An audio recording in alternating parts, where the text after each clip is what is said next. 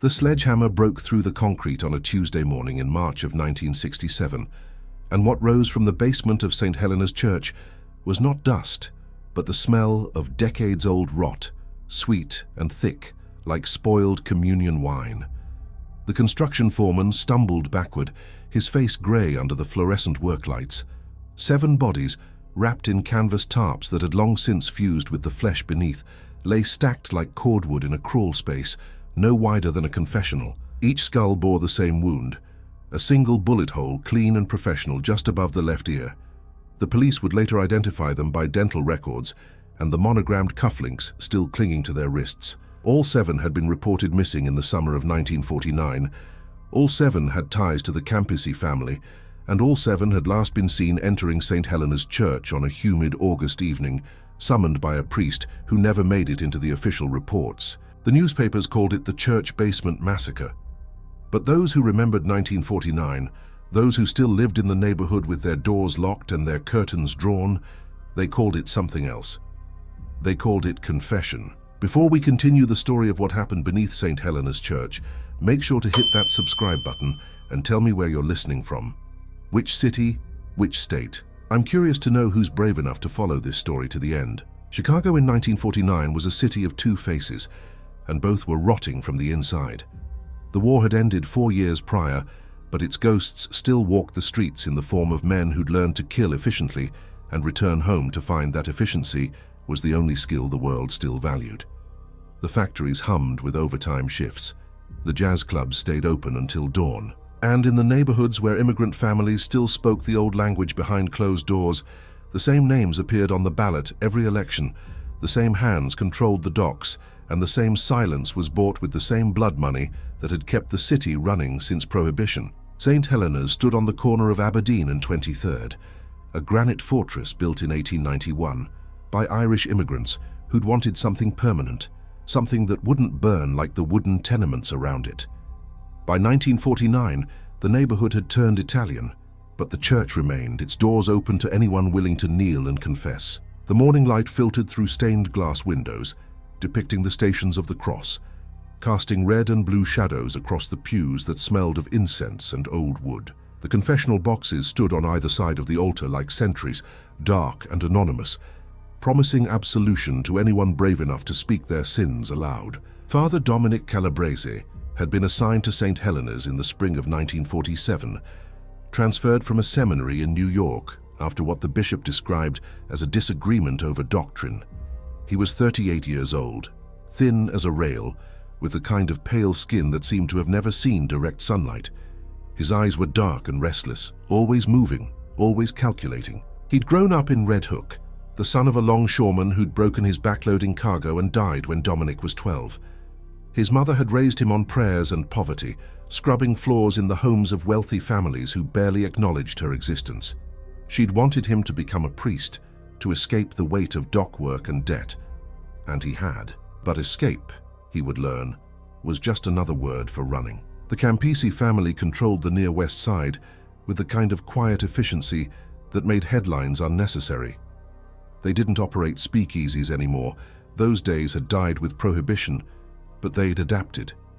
Gambling parlors disguised as social clubs, loan operations that kept small businesses afloat and families drowning in interest, protection rackets that ran so smoothly the shopkeepers barely remembered they were paying. And at the center of it all sat Salvatore Campisi, a man in his 60s who dressed in tailored suits and attended Mass every Sunday at St. Helena's, sitting in the 3rd pew from the front with his wife and 3 daughters, his hands folded in prayer like any other devoted Catholic. Father Calabrese noticed Salvatore on his 2nd week at the parish. It was impossible not to. The man commanded attention without demanding it, his presence heavy as incense. After Mass, Salvatore would linger in the vestibule, shaking hands with the other parishioners, slipping envelopes to the church secretary, making small talk about the weather and the parish roof that needed repairs. And then, always, he would approach Father Calabrese with that same gentle smile, that same measured tone. "Father, the parish is lucky to have you. If there's anything my family can do to help, you only need to ask." The first envelope arrived in May of 1947, left on the desk in the rectory office with no note, no explanation. Father Calabresi opened it to find $500 in crisp $20 bills. He stood there for a long moment, the money heavy in his hands, and told himself it was a donation. Just a donation. The roof did need repairs. The boiler was failing. The orphanage attached to the parish was running out of funds. He deposited the money into the church account and said nothing. The second envelope arrived in June, then July. By August, Father Calabresi had stopped opening them in private. He knew what they contained. He knew where they came from, and he knew, with a certainty that sat in his stomach like lead, that he was being bought. The summer of 1949 arrived with a heat wave that turned Chicago into a furnace. The air hung thick and wet, the kind of humidity that made breathing feel like drowning. The newspapers reported record temperatures. The morgues reported record deaths, mostly elderly immigrants who couldn't afford electric fans and died in their sleep, their bodies discovered days later by landlords demanding rent. In the streets, children played in the spray of opened fire hydrants, while their mothers watched from stoops, fanning themselves with folded newspapers. And in the smoke-filled back rooms of social clubs and restaurant basements, men made decisions that would leave 7 bodies in a church basement and a priest staring at his reflection in a cracked mirror, wondering when he'd stopped recognizing himself. Father Calabresi heard Salvatore's confession every Tuesday evening at 6 o'clock. It was an arrangement that had developed naturally, quietly, without ever being explicitly stated. Salvatore would arrive alone, his suit jacket folded over his arm, his shirt collar damp with sweat.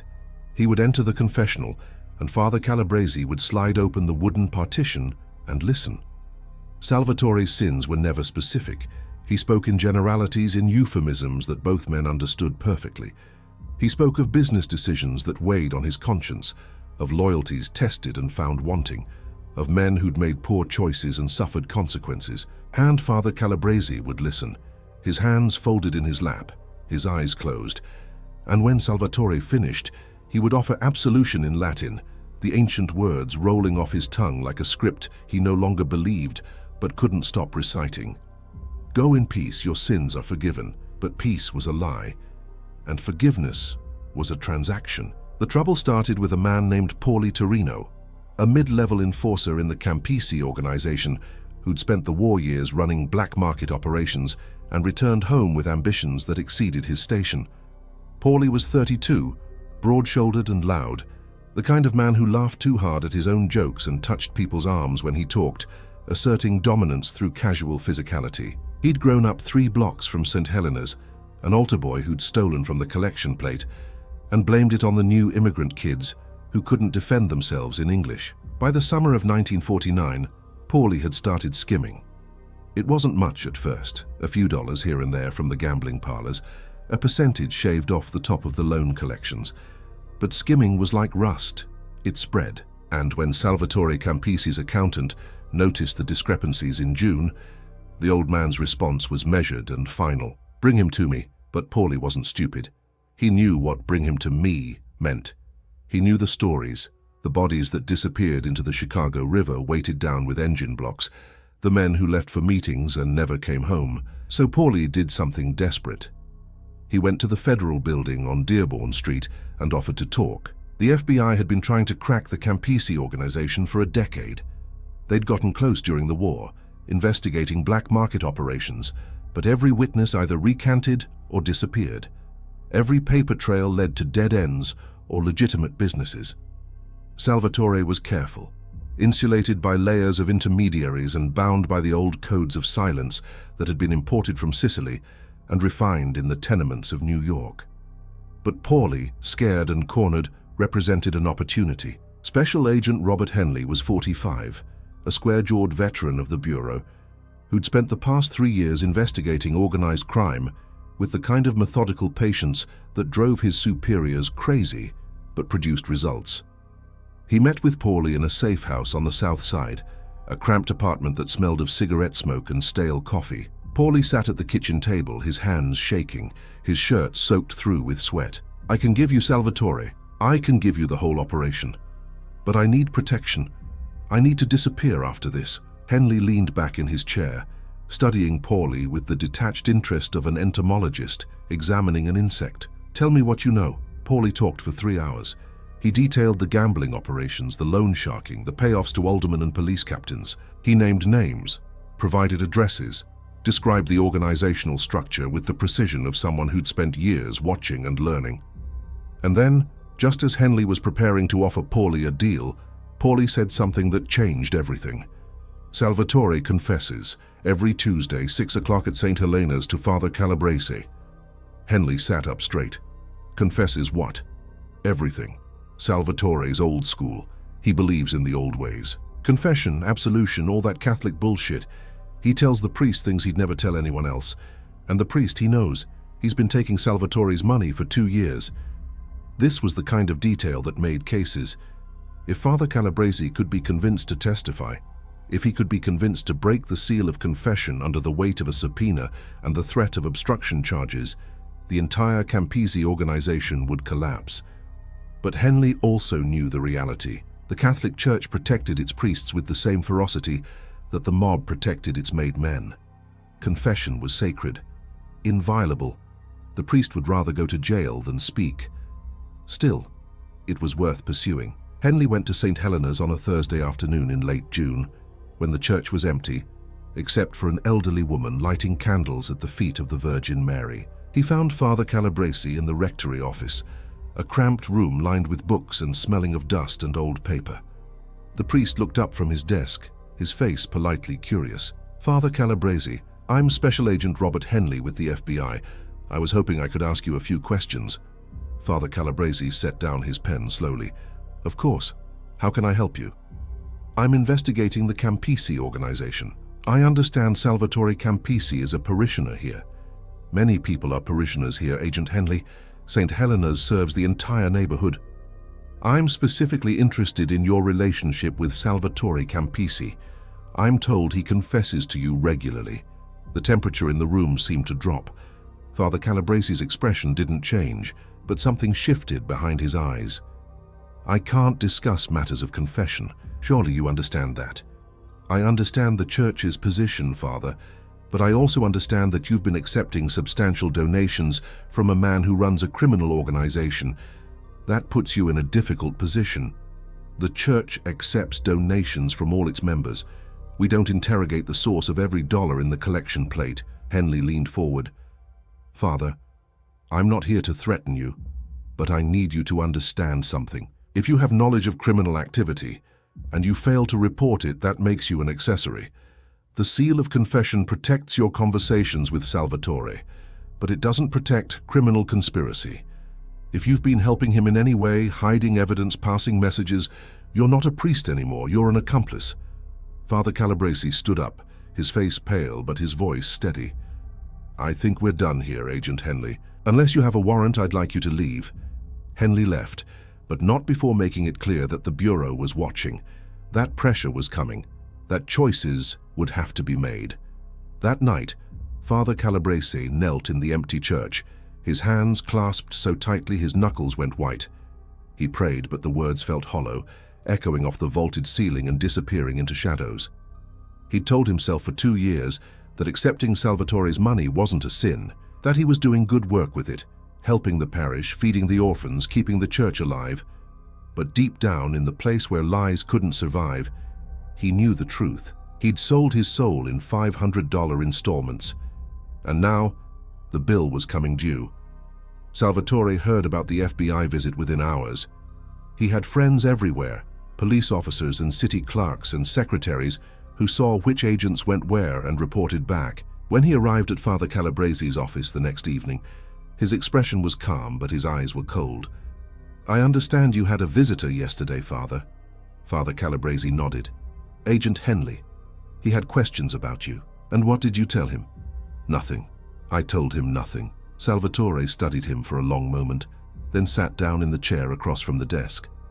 "I believe you, Father. You're a good man, a man of principle. But the FBI, they don't understand principles. They understand pressure, and they're going to keep applying it until something breaks. What do you want me to do? I want you to be careful. I want you to remember that our arrangement benefits many people, the church, the orphans, the neighborhood. Sometimes loyalty is tested, Father, and sometimes the right thing to do isn't clear. But one thing is always clear: silence protects everyone. After Salvatore left, Father Calabrese sat in the dark office, listening to the sound of traffic outside and the distant hum of the city. Silence protects everyone, but at what cost? The answer came 2 weeks later, on a muggy Tuesday in mid-July, when Paulie Torino's body was found floating in the sanitary and ship canal. His throat cut so deeply his head was barely attached. The newspapers reported it as a mob hit, retribution for unknown offenses.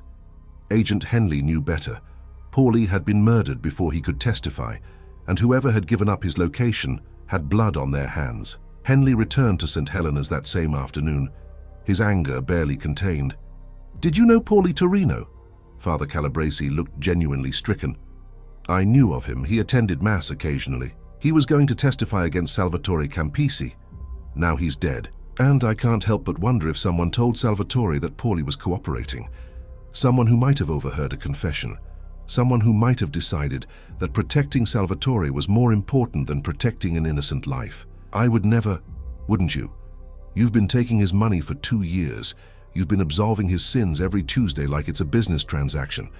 At what point does complicity become collaboration, Father?" Father Calabrese had no answer, because Henley was right. He'd known on some level what Salvatore was capable of. He'd known and he'd said nothing. And now a man was dead. That night, Father Calabrese didn't sleep. He lay in his narrow bed in the rectory, staring at the ceiling, listening to the sound of his own breathing.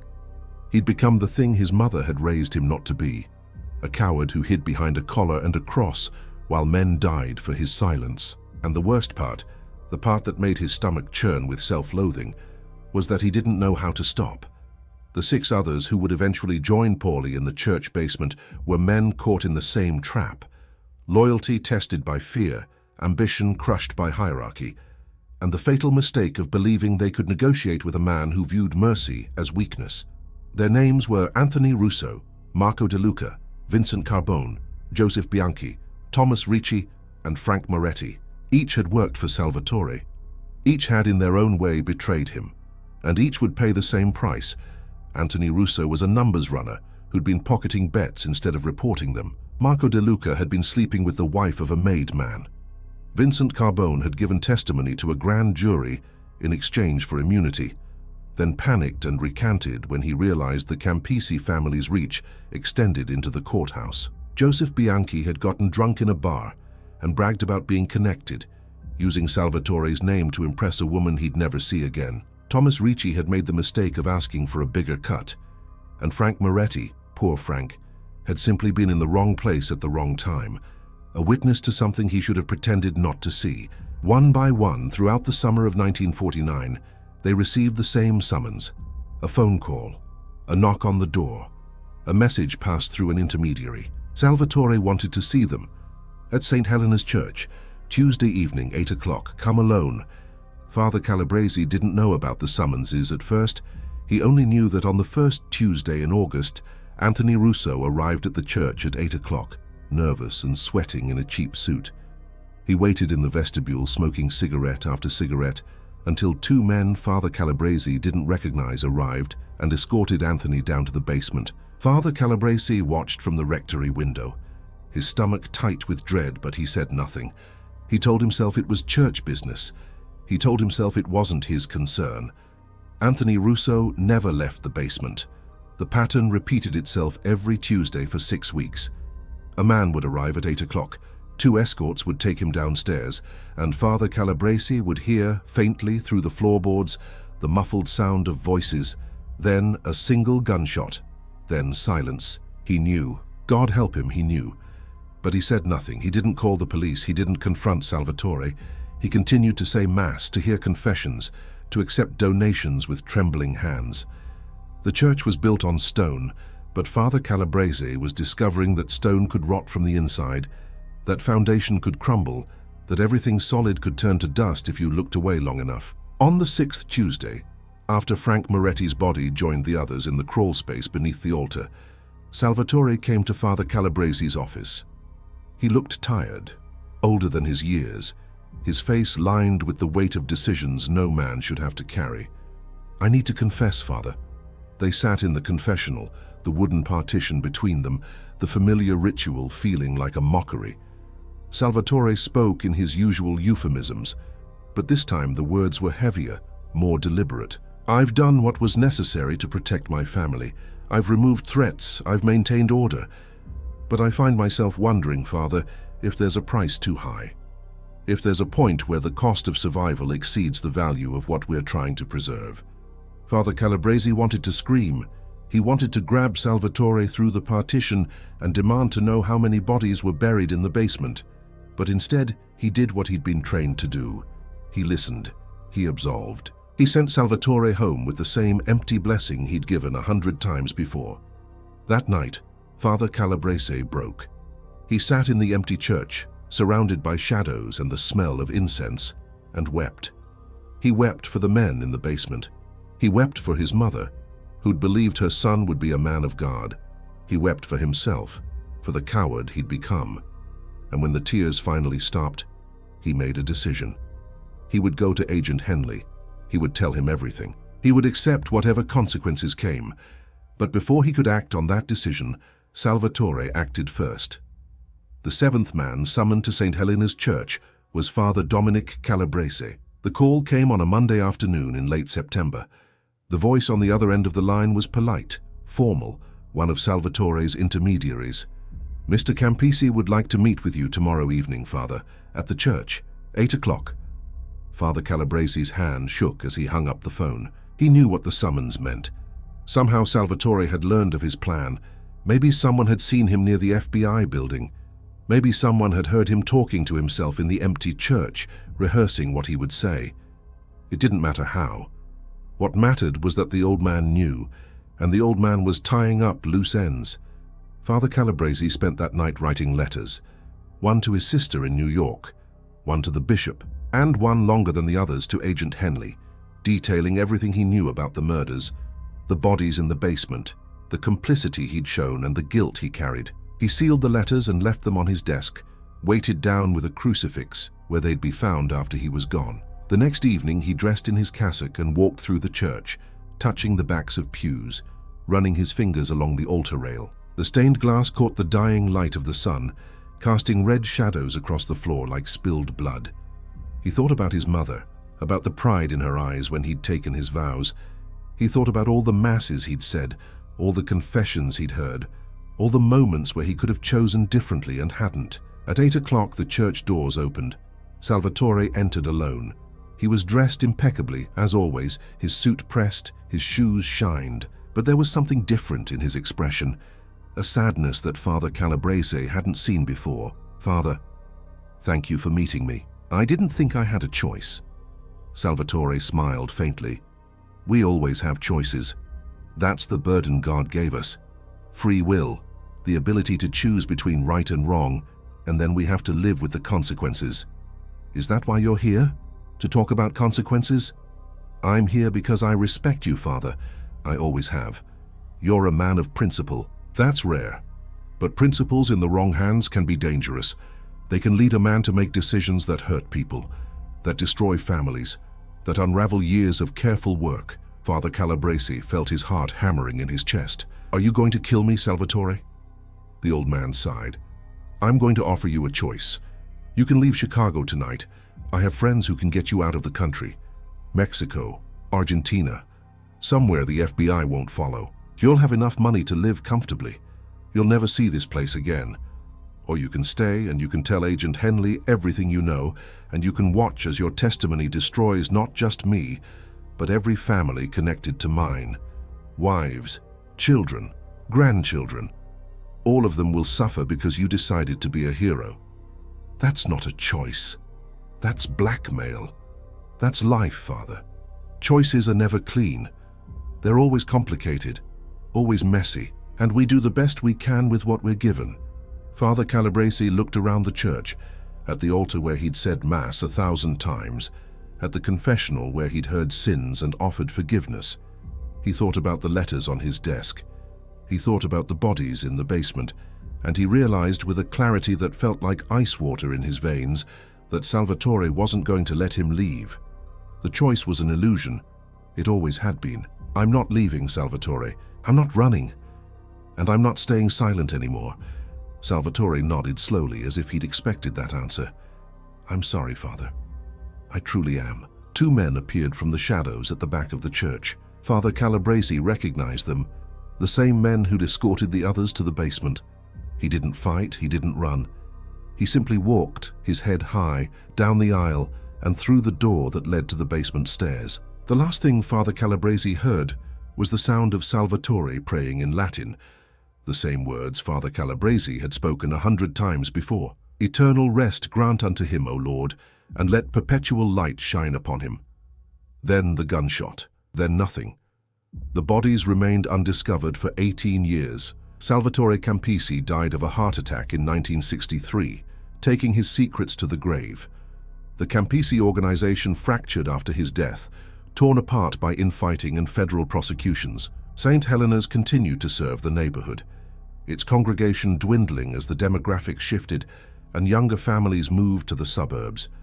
By 1967, the building was slated for demolition, a victim of urban renewal and the Archdiocese's decision to consolidate parishes. It was during the demolition prep that the construction crew broke through the basement floor and found the 7 bodies wrapped in canvas, their identities slowly revealed through the painstaking work of forensic examiners and detectives who'd been too young to remember the summer of 1949.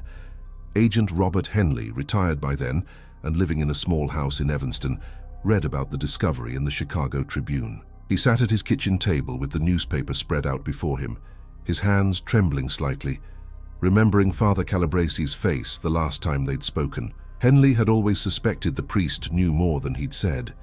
He'd always wondered what had happened to him. Now he knew. The Archdiocese released a statement expressing shock and sorrow.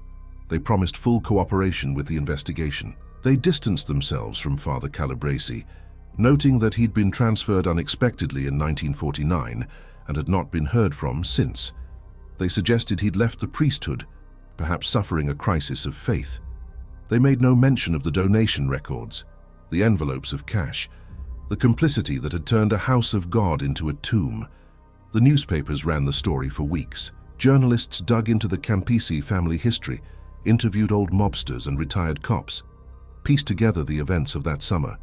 But the full truth remained elusive, buried with the men who'd made the decisions and carried them out.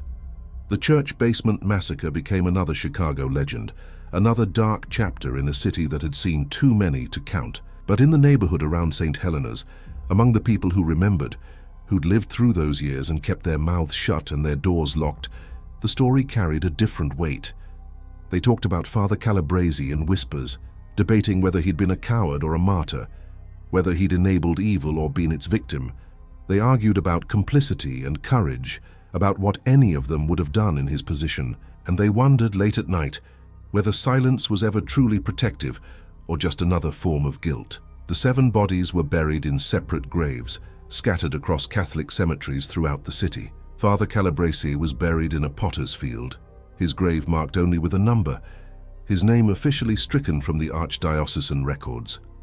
The church wanted to forget, but forgetting, like silence, doesn't erase.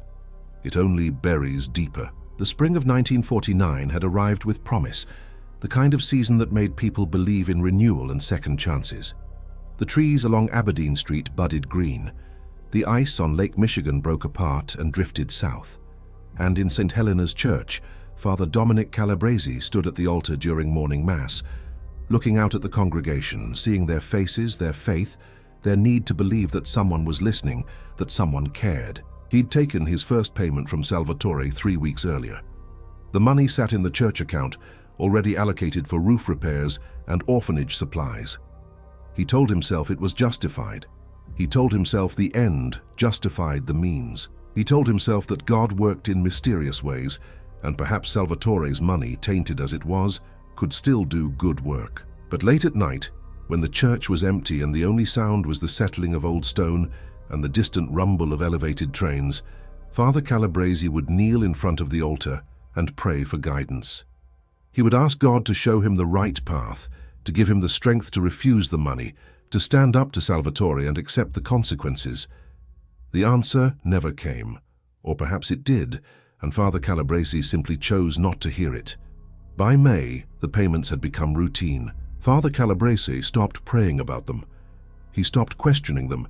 He accepted them the way he accepted the collection plate on Sundays, as a necessary part of keeping the parish alive. And when Salvatore came to confession each Tuesday, Father Calabrese listened with the kind of detached professionalism that would have horrified his seminary professors. The first death happened in June. Anthony Russo, a small-time numbers runner who'd gotten greedy and paid for it with his life. Father Calabrese didn't make the connection at first. The newspapers reported the murder as a typical mob hit, and Father Calabrese, who'd grown up in Brooklyn and understood the rules, assumed it was business as usual. It wasn't until the next Tuesday, when Salvatore came to confession and spoke in his elliptical way about necessary decisions and the cost of loyalty, that Father Calabrese began to suspect. But suspicion wasn't knowledge, and knowledge without action was just cowardice dressed up as prudence. The second death followed 3 weeks later. Marco De Luca, found in an alley behind a social club, his body dumped like garbage. Father Calabrese saw the news and felt his stomach turn, but he said nothing. He told himself he didn't know for certain. He told himself it wasn't his place to accuse. He told himself that Salvatore was a devout Catholic, that he attended Mass every Sunday, that he wouldn't lie in the confessional. But lies don't need words. Lies can live in silence, in the space between what's said and what's understood. And Father Calabrese was becoming fluent in that language. By August, the pattern was unmistakable. Every few weeks, another man would disappear. And every Tuesday, Salvatore would confess in vague terms about protecting his family, about maintaining order, about the burdens of leadership. And Father Calabrese would offer absolution, the words rote and mechanical, his soul shrinking a little more each time. He started drinking. Not much, just a glass of whiskey before bed, enough to quiet the voice in his head that kept asking what kind of priest he'd become.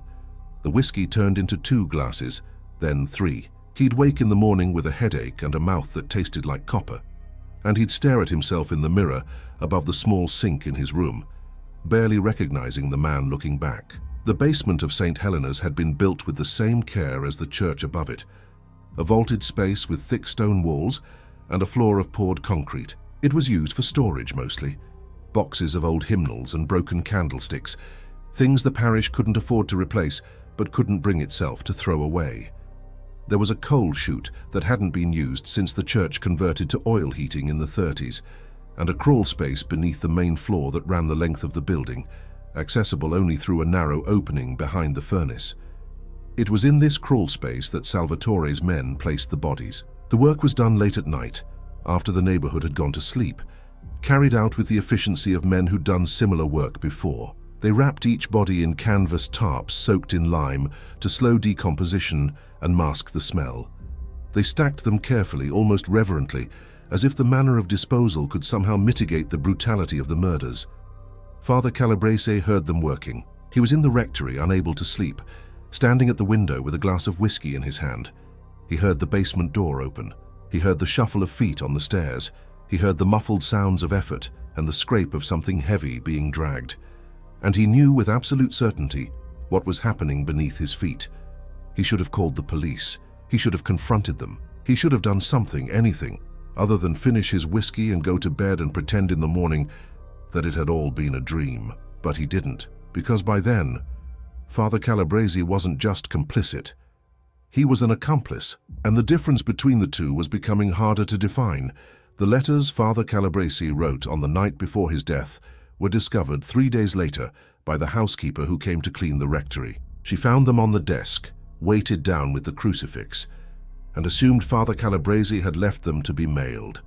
She gave them to the church secretary, who glanced at the addresses and set them aside, intending to deal with them later.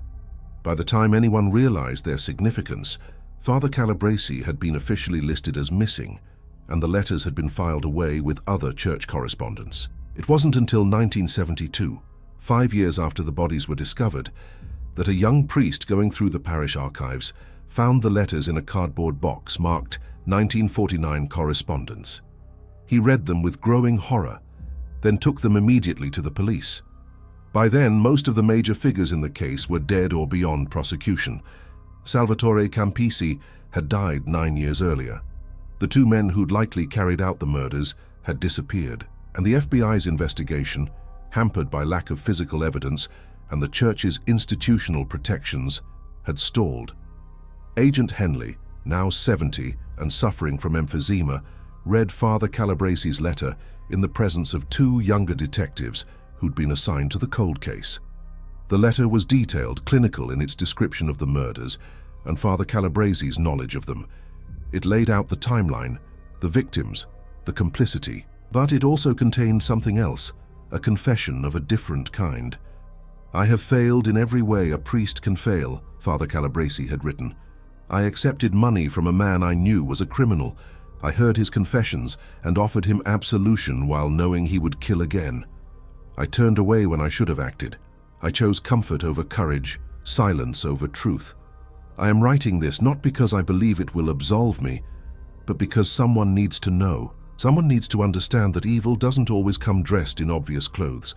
Sometimes it comes dressed as pragmatism, as survival, as the lesser of two evils, and sometimes the man who fights evil becomes the thing he's fighting, and he doesn't even notice until it's too late." Henley folded the letter carefully and placed it back in its envelope. He'd spent his career chasing men like Salvatore Campisi, believing that justice was possible, that the system worked, that truth mattered. But reading Father Calabresi's words, he felt something he'd never allowed himself to feel before: doubt. Not about Salvatore's guilt, that was beyond question, but about his own role in the tragedy. He'd pressured Father Calabresi, threatened him, pushed him toward a decision that had ultimately gotten him killed. Had that been justice, or had that been something else? The question haunted Henley until his death 3 years later. He never found an answer. In the decades that followed, St. Helena's Church became a footnote in Chicago's crime history, mentioned in books about organized crime and documentaries about the mob's golden age. Urban explorers broke into the abandoned building before it was demolished, taking photos of the graffiti-covered walls and the empty basement where 7 men had met their end. True crime enthusiasts debated the details online, arguing about whether Father Calabresi had been complicit or just naive, whether he deserved to be remembered as a victim or a villain. But in the neighborhood itself, among the people whose grandparents had lived through those years, the story took on a different meaning. It became a cautionary tale about the cost of silence, about how complicity could spread like rot, about how institutions, whether the church or the mob, could demand loyalty at the expense of conscience. Some of the older residents, the ones who'd known Father Calabresi or attended Mass at St. Helena's, spoke about him with a mix of pity and anger. They remembered him as a quiet man, nervous and pale, who'd seemed out of place in the rough neighborhood. They remembered seeing Salvatore's black car parked outside the church on Tuesday evenings, remembered the tension that hung in the air those years, remembered learning to look the other way because looking too closely could get you hurt. One woman, interviewed by a journalist in 1989 for a retrospective piece on the murders, said something that captured the complexity of the story better than any police report or forensic analysis. Father Calabresi wasn't a bad man. He was a weak man. And weakness in a place like that, in a time like that, it could kill you just as surely as a bullet. Maybe that's the real tragedy. Not that he did evil, but that he wasn't strong enough to resist it. And maybe none of us would have been either. The Archdiocese never officially addressed Father Calabresi's involvement in the murders. The letters he'd written were sealed in their records, accessible only to researchers with special permission. The Church's official position remained that Father Calabresi had left the priesthood in 1949 for personal reasons and that his subsequent fate was unknown.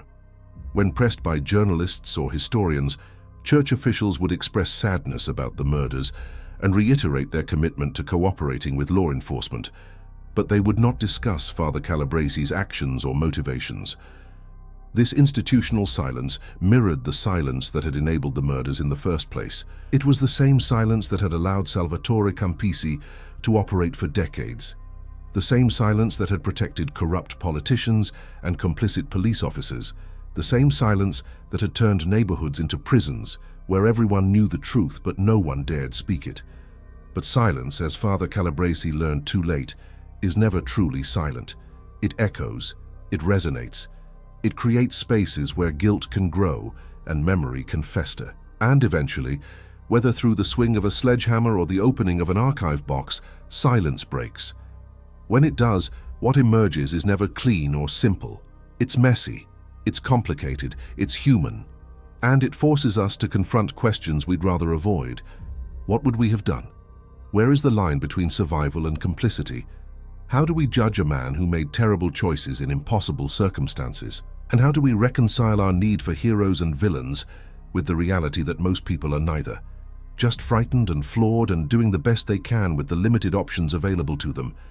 These are the questions that the church basement massacre left behind, buried in the crawl space beneath St. Helena's, along with 7 bodies and the shattered remnants of a priest's faith. The sledgehammer that broke through the concrete in 1967 didn't just uncover physical remains, it uncovered a moral archaeology.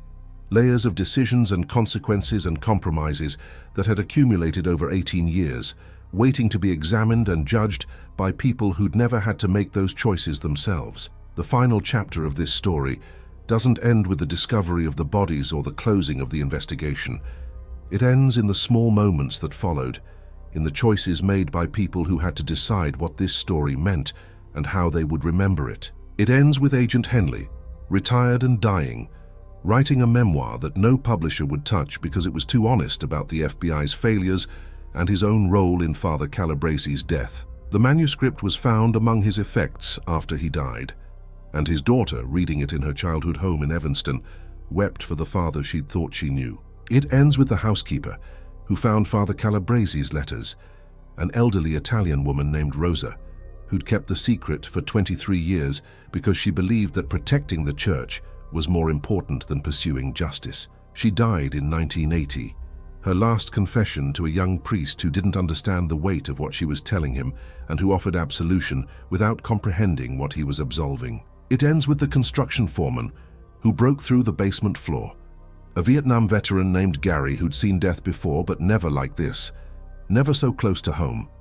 He quit his job 2 weeks after the discovery and spent the next 5 years drinking, unable to shake the smell that had risen from beneath the concrete, or the sight of those 7 skulls, each bearing the same wound. It ends with the grandchildren of the men who died, some of whom learned for the first time in 1967 what had happened to their grandfathers.